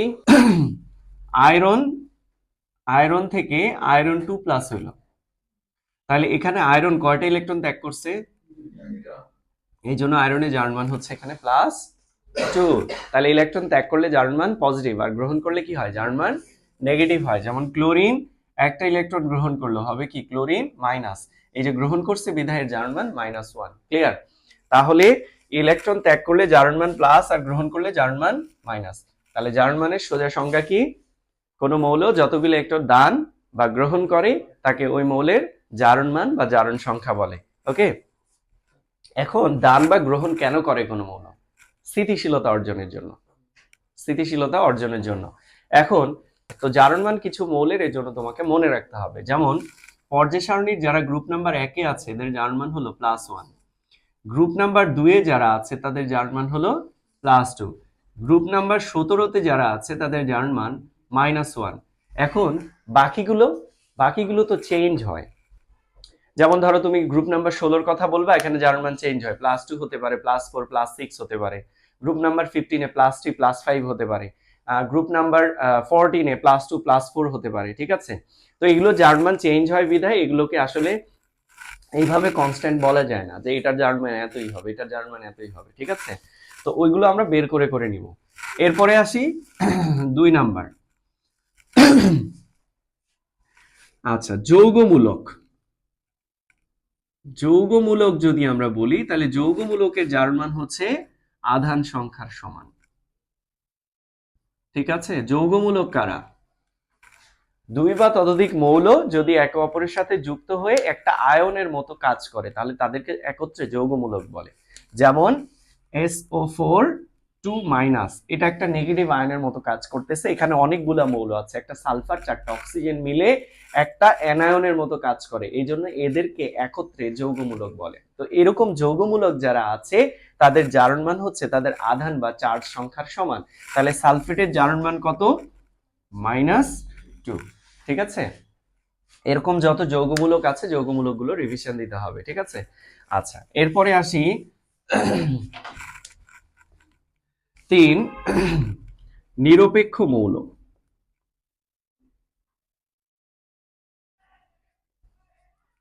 বা নিরপেক্ষ যৌগ। নিরপেক্ষ মৌল বা নিরপেক্ষ যৌগের জারণ মান হলো 0। ঠিক আছে, যেমন ম্যাগনেসিয়াম, এটা জারণ মান কত, 0। H2O এর জারণ মান কত? 0। H2SO4 এটা একটা যৌগ নিরপেক্ষ, এর কোনো চার্জ নেই, এর জারণ মান টোটাল কত? 0। তার মানে এখানে যতগুলো মৌল আছে তাদের জারণ মানের মোট যোগফল হলো 0। ঠিক আছে, এরপর 4 নিরপেক্ষ মৌল, নিরপেক্ষ যৌগ, আর কি বাকি আছে? অক্সিজেন। আচ্ছা, অক্সিজেনের জারণ মান, অক্সিজেনের জারণ মান মূলত কত? -2। তবে অক্সিজেনের কিছু স্পেশাল যৌগ আছে, যেমন পার অক্সাইড এবং সুপার অক্সাইড। তো পার অক্সাইডে জারণ মান হলো -1, আর সুপার অক্সাইডে -12। আচ্ছা, এখানে সেম প্রশ্নটা আবার করতে হয়, কিভাবে বুঝবো যে এটা পার অক্সাইড, এটা অক্সাইড, এটা সুপার অক্সাইড? অক্সাইড, পার অক্সাইড, সুপার অক্সাইড চিনবো কিভাবে? এটা ডেফিনেশন ওই যে চ্যাপ্টার 3 তে বলছিলাম, অক্সাইড হলো স্বাভাবিক যৌগ যেখানে অক্সিজেনের পরিমাণ তোমার হচ্ছে কি যেন বলে, বেশি থাকে। পার অক্সাইড হলো অক্সিজেনের পরিমাণ যেখানে অক্সাইড থেকেও বেশি থাকে। সুপার অক্সাইড যেখানে অক্সিজেনের পরিমাণ পার অক্সাইডের থেকেও বেশি থাকে। আচ্ছা, আমরা একটা উদাহরণ দিয়ে বলি, যেমন সোডিয়াম আর অক্সিজেন মিলে যদি যৌগ গঠন করে তাহলে যৌগটা হবে Na2O। এখানে যৌগ গঠনের নিয়ম হলো যোজনী বিনিময় করা, একজনের যোজনী আরেকজন ব্যবহার করা। সোডিয়ামের যোজনী 1, অক্সিজেনের যোজনী 2, এই যে বিনিময় হয়েছে। ঠিক আছে, এবার আসি, যদি এটা পার অক্সাইড হয়, অর্থাৎ সোডিয়াম পার অক্সাইড লিখতে যাই, তাহলে সোডিয়াম পার অক্সাইডের সংকেত হবে Na2O2, আর সুপার অক্সাইডের সংকেত হবে NaO2। তাহলে দেখো, এখানে অক্সিজেনের পরিমাণ একটা, এখানে দুইটা, এখানে দেখো অনুপাত অনুযায়ী এখানে আবার 1:2 অনুপাতে আছে। ঠিক আছে, এখানে 2:1, এখানে ধরতে পারো হচ্ছে 2:2 বা 1:1 ধরতে পারি, আবার এখানে ধরতে পারি হচ্ছে 1:2। তার মানে কি অক্সিজেনের পরিমাণ আস্তে আস্তে বাড়তেছে। তাহলে পার অক্সাইড হলো যেখানে অক্সিজেনের পরিমাণ অক্সাইড থেকে বেশি থাকে, সুপার অক্সাইড যেখানে পার অক্সাইডের থেকে অক্সিজেনের পরিমাণ বেশি থাকে। এখন আমার ব্যাখ্যাটা কি? আমার ব্যাখ্যা হচ্ছে, এটা মনে রাখার উপায়, যে অক্সিজেন স্বাভাবিকভাবে যদি যৌগ গঠন করে সেটা হলো অক্সাইড, স্বাভাবিকভাবে মানে যোজনী বিনিময় করে। পার অক্সাইড হলো যেখানে অক্সিজেন তার পাওয়ার দেখায়। পাওয়ার কিভাবে? অক্সিজেনের যোজনী এটা সোডিয়ামকে দেওয়ার কথা, দেখো সে সোডিয়ামকেও দিয়েছে, নিজেও ইউজ করছে। তাহলে অক্সিজেনের যোজনী যদি অপরকে দেয় এবং নিজেও ব্যবহার করে, তাহলে সেইটাকে বলে পার অক্সাইড। আর সুপার অক্সাইড হলো অক্সিজেন তার সুপার পাওয়ার দেখাবে, তার মানে নিজের যোজনী নিজেই ব্যবহার করবে, অন্যকে দেবে না। এই দেখো, তাই করছে। ঠিক আছে বিষয়টা? এটা হলো সহজে মনে রাখার একটা টেকনিক বললাম। ওকে, তাহলে এই ধরনের যৌগগুলোতে আমরা অক্সিজেনের জারণ মান ধরবো -2, -1 এবং -1/2। বুঝে গেল? আচ্ছা, এই গেল জারণ মান। এখন অজানা মৌলের জারণ মান যদি নির্ণয় করতে বলে, যেমন KMnO4, এই যৌগে ম্যাঙ্গানাসের জারণ মান কত বের করতে বলবো। তো যার জারণ মান বের করতে বলবে ওটাকে আমরা এক্স ধরে নিব। ঠিক আছে, আর এটা হলো নিরপেক্ষ যৌগ, এই যৌগের মোট জারণ মান কত? 0। তাহলে পটাশিয়াম 1 নম্বর গ্রুপের মৌল, এটা জারণ মান কত? +1।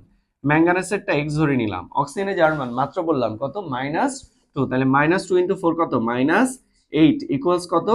0। তাহলে x - 7 = 0, x ইকুয়ালস হচ্ছে 7, অর্থাৎ এখানে ম্যাঙ্গানেসের জারণ মান +7। কথা বুঝে গেল? আচ্ছা, তাহলে যদি কোনো মৌলের, অজানা কোনো মৌলের জারণ মান নির্ণয় করতে হয়, তাহলে আমরা এই ফর্মুলাতে জারণ মান নির্ণয় করব। এখন আসি, জারণ বিজারণ কাকে বলে? যে সকল রাসায়নিক বিক্রিয়ায় ইলেকট্রন আদান প্রদান ঘটে সেই বিক্রিয়াগুলোকেই জারণ বিজারণ বিক্রিয়া বলে। ঠিক আছে, জারণ বিজারণ একটা কমপ্লিট বিক্রিয়া, যার অর্ধেকটা হলো জারণ আর অর্ধেকটা হলো বিজারণ। জারণ মানে হচ্ছে ছাড়ন, তাই না? ছাড়ন অর্থাৎ ইলেকট্রন ত্যাগ, ইলেকট্রন ত্যাগ হওয়ার ঘটনাটাকে বলে জারণ, আর বিজারণ হলো গ্রহণ, এখানে ইলেকট্রন গ্রহণ হওয়ার ঘটনাটাকে বলে হচ্ছে বিজারণ। ঠিক আছে, তাহলে একটা অংশে ত্যাগ হয় আর একটা অংশে ইলেকট্রন গ্রহণ হয়, এই দুইটা অংশ মিলে হয় একটা কমপ্লিট বিক্রিয়া, যার নাম হচ্ছে জারণ বিজারণ বিক্রিয়া। তো যেহেতু ইলেকট্রন এখানে আদান প্রদান ঘটে, তার মানে এখানে জারণ মানও চেঞ্জ হয়, অর্থাৎ যে সকল বিক্রিয়াতে জারণ মান পরিবর্তন হয় সেটা হলো জারণ বিজারণ বিক্রিয়া। এবার আমি একটা বিক্রিয়ার উদাহরণ বলি, যেমন ধরো জিঙ্কের সাথে কপার সালফেটের বিক্রিয়া। ঠিক আছে, ওই যে একটা ইয়া দেখলাম আজকে কয়দিন আগে, ইয়া কি জানো, তাহসানের বিয়ে নিয়ে ট্রল করতেছে। এটা হলো রোজা, আর এটা হচ্ছে কি বলি, আহ, মিথিলা, আর এটা হলো তাহসান। বুঝছো? এই যে রোজা এসে মিথিলারে প্রতিস্থাপন করে দিছে, হয়ে গেছে কি রোজা তাহসান, আর মিথিলা এই যে একা হয়ে গেছে। তা এই যে বিক্রিয়াটা, এটা একটা জারণ বিজারণ বিক্রিয়া। আমরা এটা কিভাবে প্রমাণ করতে পারি? দেখো এখানে জিঙ্কের জারণ মান কত ছিল, 0। এখানে কত, দেখো সালফেটের জারণ মান হলো -2, তাহলে জিঙ্কের কত, +2। এখানে সালফেটের জারণ মান -2, কপার কত, এখানে কপারের জারণ মান কত। দেখো জিঙ্কের জারণ মান 0 ছিল, এখানে এসে +2 হয়ে গেল। ঠিক আছে, তার মানে কি জারণ মান চেঞ্জ হচ্ছে। তো জারণ মান যদি কম থেকে বেশি হয়, যেইটার জারণ মান, যার জারণ মান কম থেকে বেশি হবে, ওইটা হলো বিজারক পদার্থ। ঠিক আছে, জারণ মান যার কম থেকে বেশি হবে সে হলো বিজারক পদার্থ। এই যে জিঙ্কের জারণ মান কম ছিল, বেড়ে গেল উৎপাদে গিয়ে, তাহলে জিঙ্ক কি এখানে বিজারক পদার্থ। ঠিক আছে, তাহলে জিঙ্ক যদি বিজারক হয়, তাহলে বিজারক পদার্থ কোন বিক্রিয়া করে? তার মানে এইটা হলো জারণ বিক্রিয়া। তাহলে জারণ আমরা কিভাবে মনে রাখবো সহজে, সেটা হচ্ছে যে বিক্রিয়ায় জারণ মান বৃদ্ধি পায়। ঠিক আছে, জারণ মান কম থেকে বেশি হলে জারণ, আর জারণ মান যদি বেশি থেকে কম হয়ে যায়, বেশি থেকে কম হয়, তাহলে বুঝবো এটা বিজারণ। কিভাবে দেখো, এই যে কপারের জারণ মান এখানে কত, +2, এখানে কত, 0, তাহলে বেশি থেকে কমে গেছে না, +2 থেকে 0 হয়ে গেছে, বেশি থেকে কমে গেছে। তবু জারণ মান যদি বেশি থেকে কম হয়, তাহলে সেই বিক্রিয়াটাকে কি বলে, বিজারণ বিক্রিয়া। তাহলে এটা হলো বিজারণ বিক্রিয়া। ঠিক আছে, তাহলে এখানে দেখো এই যে জিঙ্ক আর কপার, এই দুজনই মূলত আসলে বিক্রিয়া করছে, অর্থাৎ মিথিলা আর রোজাই মূলত এই ঘটনাটা ঘটাইছে। তাহসান মাঝখানে চুপচাপ বসেই ছিল, গেল একজন আসলো একজন। হ্যাঁ হ্যাঁ, ওর লাভ যদিও। আচ্ছা যাই হোক, এখানে এই যে আমরা সালফেট যাকে বলতেছি, যার জারণ মান আগেও যা ছিল পরেও তাই আছে, তো এদেরকে বলে মূলত দর্শকায়ন। বুঝতে পারছো? তার মানে ঘটনা কি ঘটতেছে তার খালি দর্শকের মতো দেখে যাচ্ছে নাকি? আচ্ছা, তাহলে এই সালফেটটা হলো এখানে দর্শক। তাহলে জারণ বিজারণ বিক্রিয়ায়, জারণ বিজারণ বিক্রিয়ায় যাদের জারণ মান চেঞ্জ হয় না, যারা তাদেরকে বলে দর্শকায়ন। অপরিবর্তিত যা থাকে যাদের জারণ মান, তাদেরকে মূলত কি বলে, দর্শকায়ন। তাহলে সালফেট হলো এখানে দর্শকায়ন। ওকে, তাহলে আমরা জারণ বিজারণ কিভাবে চিহ্নিত করতে হয় জেনে গেলাম। কিছু জারক এবং কিছু বিজারক তোমার মনে রাখতে হবে। তো এরকম কিছু বিজারক আছে, বিজারক পদার্থ। বিজারক কারা? যারা জারণ বিক্রিয়া করে। ঠিক আছে, তো এরকম কিছু বিজারক এবং তাদের পরিবর্তিত রূপ, অর্থাৎ যদি বিজারক পদার্থ বিক্রিয়কের মধ্যে থাকে, তাহলে উৎপাদে তার উৎপাদ কি হবে, উৎপাদের দিকে আমি কি লিখবো, তার যৌগটা কি হবে, সেইটা আমাকে একটু মনে রাখতে হবে। তো তার মধ্যে প্রথমে ধরো ফেরাস সালফেট যদি বিক্রিয়কের মধ্যে থাকে, অর্থাৎ Fe2+ যদি থাকে, তাহলে উৎপাদে গিয়ে তোমাকে Fe3+ লিখতে হবে।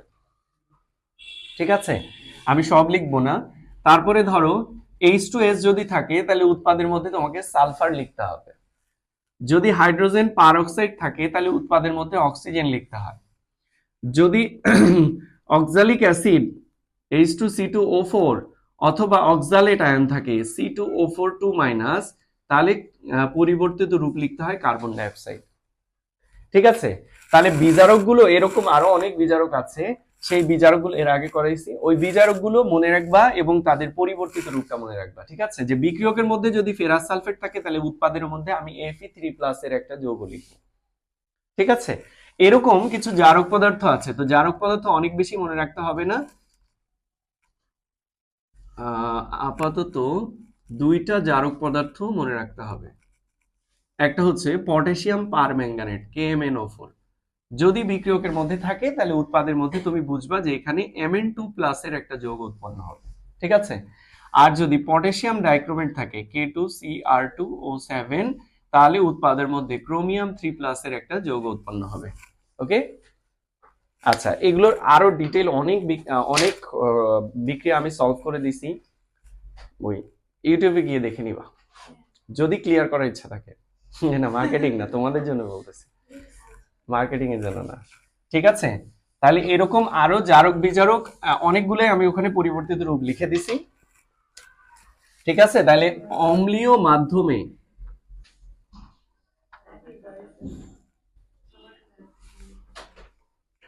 অম্লীয় মাধ্যমে জারণ বিজারণ বিক্রিয়া আমরা যদি সমতাকরণ করতে বলে তাহলে সেটা কিভাবে করব। তো আমরা একটা বিক্রিয়া আপাতত সমতা করে দেখি। ধরে নাও ফেরাস সালফেটের সাথে পটাশিয়াম পারম্যাঙ্গানেটের বিক্রিয়া। আমি বলছিলাম যে অম্লীয় মাধ্যম মানে এখানে একটা অ্যাসিডের উপস্থিতি থাকবে। তো ধরে নাও এখানে সালফিউরিক অ্যাসিড, ম্যাক্সিমাম বিক্রিয়াগুলো সালফিউরিক অ্যাসিড দিয়ে দেওয়া, তাই সালফিউরিক অ্যাসিড দিয়ে করে দিচ্ছি H2SO4 এর উপস্থিতিতে।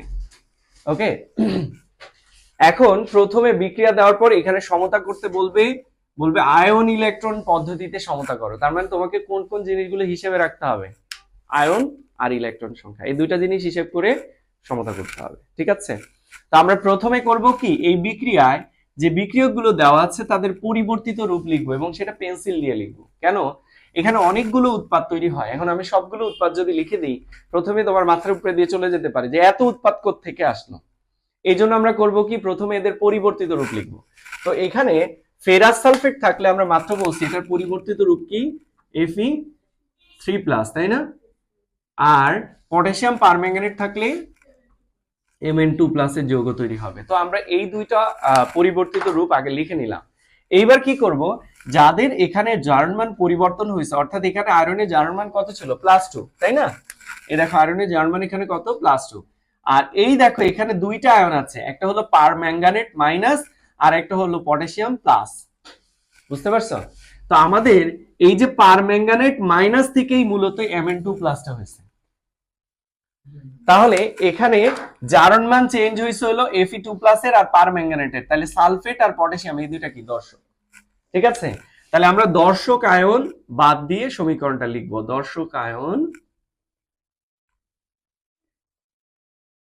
বাদ দিয়ে পাই। তাহলে দর্শক আয়ন বাদ দিলে এখানে আমরা পাচ্ছি হচ্ছে Fe2+ আর এখানে পাচ্ছি হলো MnO4-, আর এখানে সালফেট বাদ দিলে আমরা কি পাবো, H+। ঠিক আছে, ক্লিয়ার? আচ্ছা, উৎপাদে কি, Fe3+, Mn3+। এই এখন আমরা কি করব, জারণ এবং বিজারণ চিহ্নিত করব। দেখো Fe2+, এখান থেকে কি হচ্ছে, Fe3+, জারণ মান বাড়ছে না কমছে? তো আমরা বলছিলাম যদি জারণ মান কম থেকে বেশি হয় তাহলে সেই বিক্রিয়াটাকে কি বলে, জারণ। আর তাহলে এটা নিঃসন্দেহে বিজারণ। ঠিক আছে, প্রমাণ কি, এখানে ম্যাঙ্গানেসের জারণ মান কত, একটু আগে বের করছিলাম কত, +7, সেখান থেকে কত হচ্ছে, +2, তার মানে কমে যাচ্ছে, এজন্য এটা বিজারণ বিক্রিয়া। ক্লিয়ার?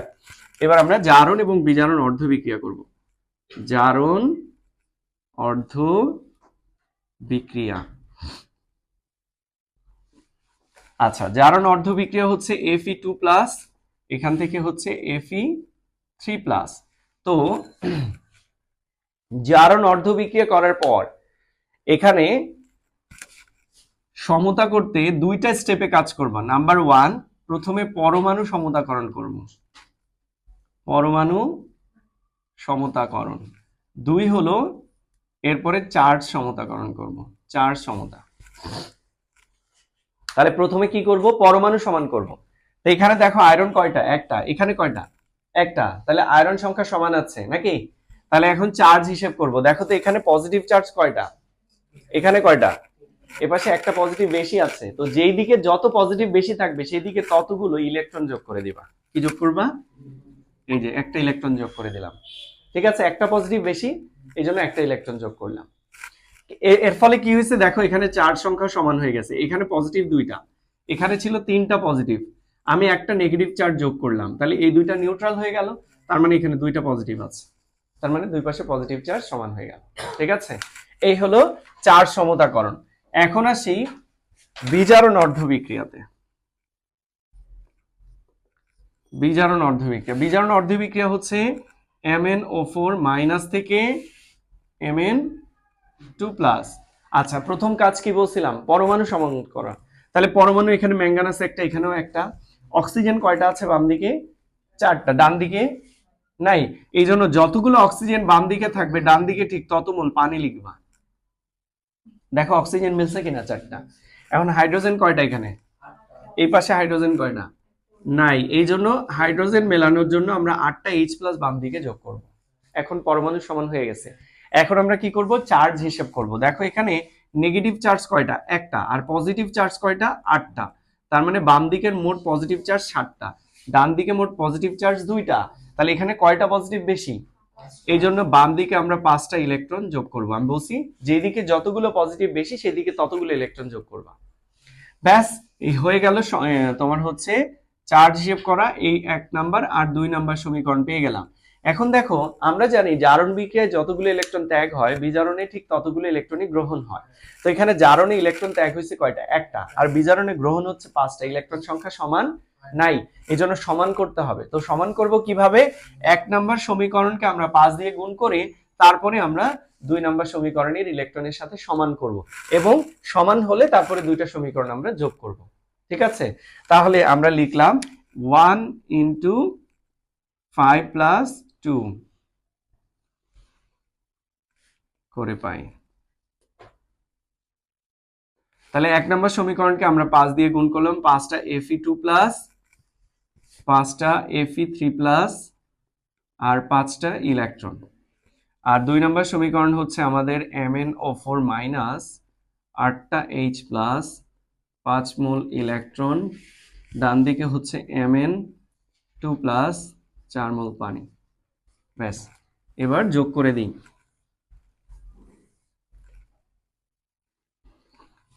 তাহলে 5টা Fe2 plus plus MnO4 minus 8টা H প্লাস, এই যে 5টা ইলেকট্রন ত্যাগ করছে, এই যে 5টা ইলেকট্রন গ্রহণ করে ফেলছে, তাহলে এটা লিখবো না। ডান দিকে কি?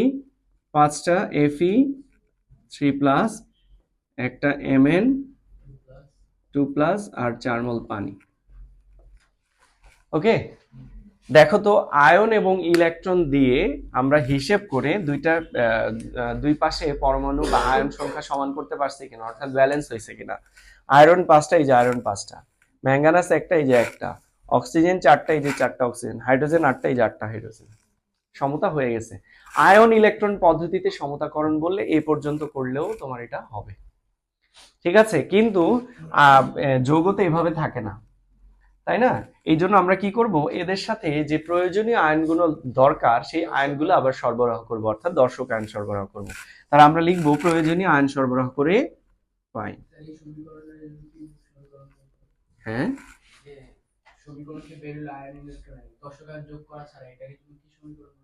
ওই যে আয়নিক সমীকরণ। আচ্ছা, প্রয়োজনীয় আয়ন সরবরাহ, হ্যাঁ, করে পাই। কঙ্কাল সমীকরণ এরকম হয়। কঙ্কাল সমীকরণে খালি রাফ দাগ থাকে। এই ইনঅর্গানিক কম্পাউন্ডের কঙ্কাল সমীকরণ হয় না। যাই হোক, তাহলে প্রয়োজনীয় আয়ন সরবরাহ করে পাই। Fe2 প্লাসের সাথে আমাদের প্রয়োজনীয় আয়নটা কে ছিল? সালফেট। সবসময় মনে রাখবা পজিটিভ দর্শকের পজিটিভ আয়নের সাথে নেগেটিভ দর্শক দিতে হয়, আর নেগেটিভ আয়নের সাথে পজিটিভ দর্শক দিতে হয়। তো আমাদের এখানে পজিটিভ আয়ন এটার সাথে ছিল কে? সালফেট। তাহলে আমরা লিখবো 5টা FeSO4 প্লাস, এটার সাথে কে ছিল? পটাশিয়াম। তাহলে এর সাথে দিব KMnO4। আচ্ছা, 8টা H প্লাস, এটা কাকে রিপ্রেজেন্ট করে? H2SO4 কে, তাই না? তাহলে H প্লাস থেকে 8টা H প্লাস থেকে আমরা কয়টা সালফিউরিক অ্যাসিড চাইলে লিখতে পারি? 4 বোন। তাহলে এখানে লিখবো 4টা H2SO4। আচ্ছা, এবার আসি Fe3 প্লাসের সাথে আমরা দর্শক কাকে দিব বলেন? এটা কি পজিটিভ দর্শক না? পজিটিভ আয়ন না? তাহলে এটার সাথে আমরা কাকে দিব? নেগেটিভ দর্শক। তো নেগেটিভ দর্শক এর পাশে কে ছিল? শুধু সালফেট। তাহলে এটার সাথে সালফেট দিতে হবে। হবে কি? 5টা Fe2SO4 3। ঠিক আছে? এটা হবে ফেরিক সালফেট। এখানে Fe3 প্লাসের যোজনী হলো 3, সালফেটের যোজনী হলো 2। এখন ফেরিক সালফেট লিখলে এর আগে যদি 5 দেই তাহলে আয়রন এখানে কয়টা হয়ে যায়? এখানে আয়রন কয়টা? 5টা। তাহলে এখানে আমরা অর্ধেক করে দিই। ঠিক আছে? 5/2 করলাম। এরপর ম্যাঙ্গানাসের সাথে, যেহেতু ম্যাঙ্গানাস পজিটিভ, এর সাথেও নেগেটিভ দর্শক সালফেট দিতে হবে। এরপরে 4 মোল পানি। আচ্ছা, এই পুরো যৌগে প্রথমেই আমরা দর্শক আয়ন হিসেবে পটাশিয়ামকে বাদ দিয়ে দিছিলাম, এই জন্য পটাশিয়ামের কোনো যৌগ ওখানে নাই। পটাশিয়াম আয়নের একটা যৌগ লিখতে হবে, সেটা হলো পটাশিয়াম সালফেট। তো পটাশিয়াম এখানে কয়টা? দুইটা। এখানে কয়টা? একটা। তাহলে এখানে দ্বিগুণ হয়ে গেছে, এখানে হাফ করে দিলাম। ঠিক আছে, এখন এই যে ভগ্নাংশে চলে আসছে না, তো ভগ্নাংশে আবার কেটে দিতে পারে। এই জন্য আমরা কি করব, এই পুরো সমীকরণকে 2 দিয়ে গুণ করে পূর্ণ সংখ্যা নিয়ে আসব। এই জন্য আমরা পুরো সমীকরণকে 2 দিয়ে গুণ করতেছি। এটা 5 থেকে 10 হয়ে যাবে, এটা 2 হয়ে যাবে, এটা 8 হয়ে যাবে, এটা হয়ে যাবে 5, এটা হয়ে যাবে 2, এটা হয়ে যাবে 8, আর এটা হবে 1। এই হলো সমতাকরণ হয়ে গেল। ঠিক আছে, এইভাবে একটা রাসায়নিক বিক্রিয়া, যেটা জারণ বিজারণ বিক্রিয়া আমরা বলি, জারণ বিজারণ বিক্রিয়া শুরু থেকে শেষ পর্যন্ত এইভাবে নিয়ম অনুযায়ী সমতা করবা, যে কোনো বিক্রিয়া সমতা হতে বাধ্য। ঠিক আছে, এখন আমি বলছিলাম যে প্রথমে এই যে পরিবর্তিত রূপগুলো, এগুলো পেন্সিল দিয়ে লিখতে, তাই না? তো পেন্সিল দিয়ে লিখতে কেন বলছিলাম, এই দেখো এখানে উৎপাদ কতগুলো দেখছো, এই এতগুলো উৎপাদ তো ওখানে মনে রাখা কঠিন। এই জন্য আমরা ওখানে পরিবর্তিত রূপ পেন্সিল দিয়ে লিখে পুরো বিক্রিয়া সমতা করার পরে এবার উৎপাদগুলো দেখে ওখানে আমরা বসাই দিব। তাহলে এখানে দেখো আমরা উৎপাদ পাইছি কি কি, ফেরিক সালফেট, ম্যাঙ্গানাস সালফেট, পানি, পটাশিয়াম সালফেট। এই হয়ে গেল, এইভাবে একটা বিক্রিয়া সমতা করব। ঠিক আছে, সমতাকরণ ক্লিয়ার? কিন্তু ম্যাথ করার ক্ষেত্রে একটা ম্যাথ করবা, আবার ডিটেইলি সমতা করবা, এটা তো অনেক সময় সাপেক্ষ। এত সময় একটা ম্যাথের পিছনে তো দেওয়া যাবে না, তাই না? তো সেই ক্ষেত্রে কি করব, এটা হচ্ছে এক লাইনে সমতা করব। সেম বিক্রিয়াটাই আমি যদি বলি, ফেরাস সালফেটের সাথে ধরো পটাশিয়াম পারম্যাঙ্গানেটের বিক্রিয়া H2SO4 এর উপস্থিতি। তো ম্যাথ করবা যেহেতু, তোমাকে এক লাইনে সমতা করতে হবে, তার মানে উৎপাদ তোমার এখন জানতে হবে। তো এখান থেকে কি কি উৎপাদ তৈরি হয়, ফেরিক সালফেট, ম্যাঙ্গানাস সালফেট, পানি এবং পটাশিয়াম সালফেট। তো আমরা যদি এক লাইনে সমতা করি, আগে জারণ মানগুলো চেক করে নিব। এখানে আয়রনের জারণ মান কত, +2, এখানে কত, +3। ম্যাঙ্গানাসের জারণ মান এখানে কত, 7, এখানে কত, +2। আচ্ছা, এখানে আয়রনের জারণ মান +2 থেকে +3 হয়েছে, এখানে কয়টা ইলেকট্রন ত্যাগ করছে?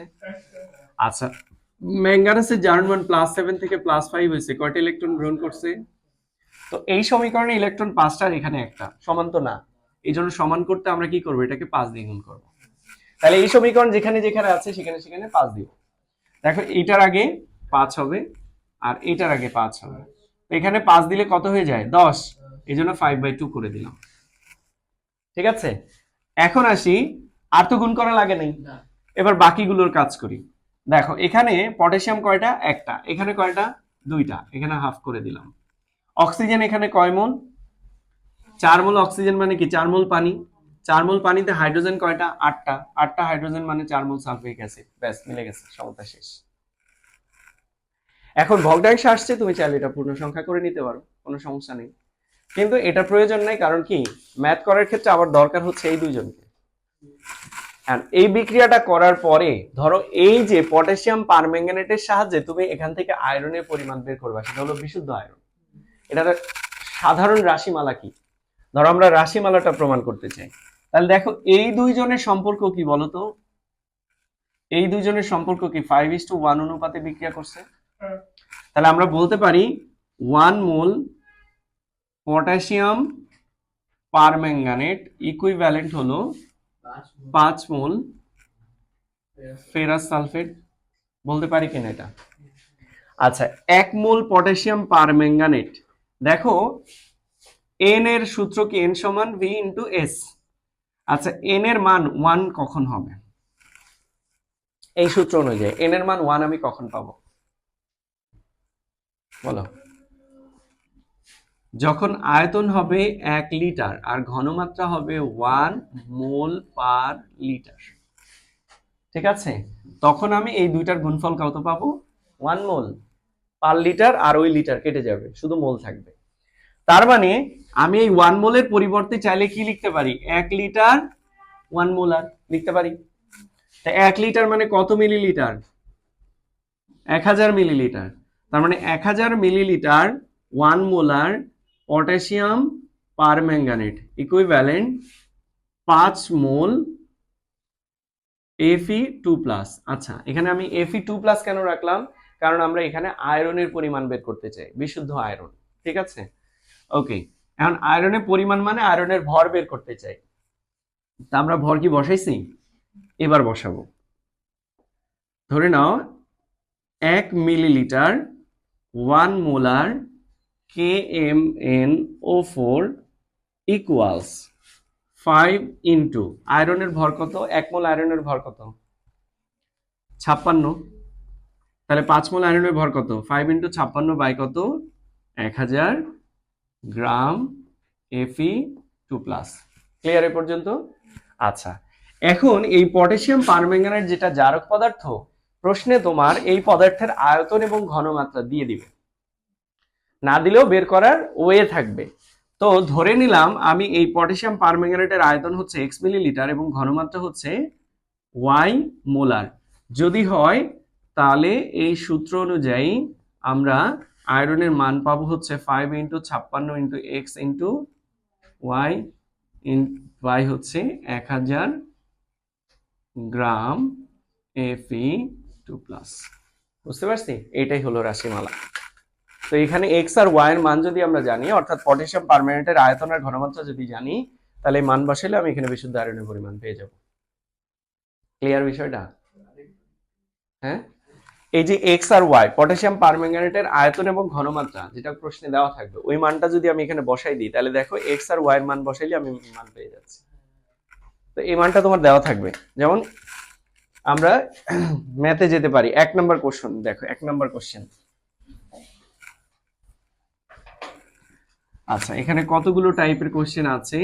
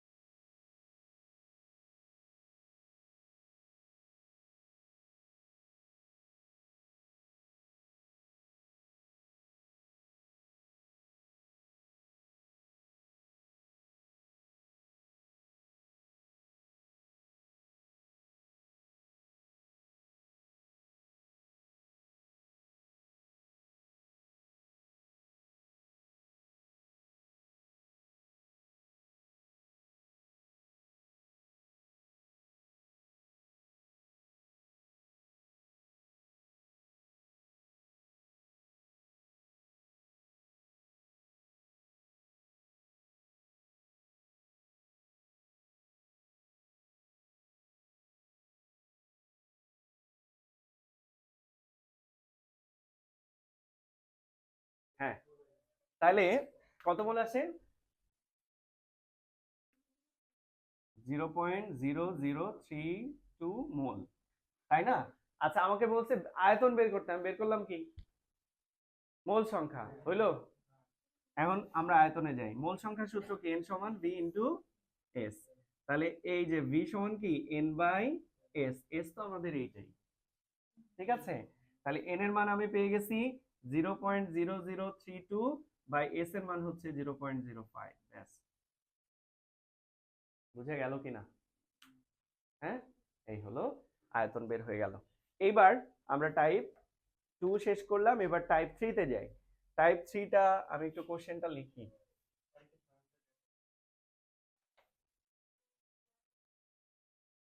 তাই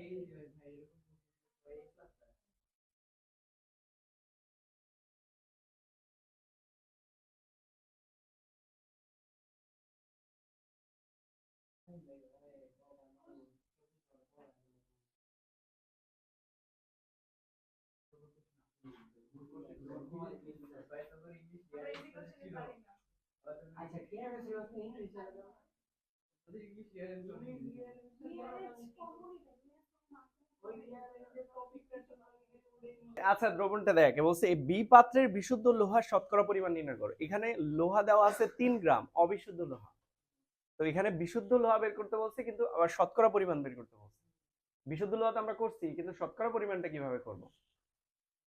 তা আগে আমরা এই যে এই পর্যন্ত বিক্রিয়া কমপ্লিট করে নিব। করে তারপরে দেখো, এক মোল বলতে আমরা একটু আগে বলছিলাম এক মোলের পরিবর্তে আমরা কি লিখতে পারি? 1000 মিলিলিটার 1 মোলার KMnO4 ইকুইভ্যালেন্ট 5 মোল Fe2+। আমি সালফেট বাদ দিচ্ছি কারণ আয়রনের পরিমাণটাই বের করব। এখন এই যে এখানে পটাশিয়াম পারম্যাঙ্গানেটের আয়তন এবং ঘনমাত্রা কত? 30 মিলিলিটার 0.2 মোলার KMnO4 ইকুয়ালস, এইবার আমি মান বসাবো, এই জন্য সমান দিলাম। তাহলে 5 ইন্টু আয়রনের ভর কত? 56 ইন্টু 30, এই যে আয়তন 30 দেওয়া, আর ঘনমাত্রা কত? 0.2 বাই কত? 1000, এত গ্রাম Fe2+। ঠিক আছে, তাহলে কত আসে একটু ক্যালকুলেশন করে ফেলো।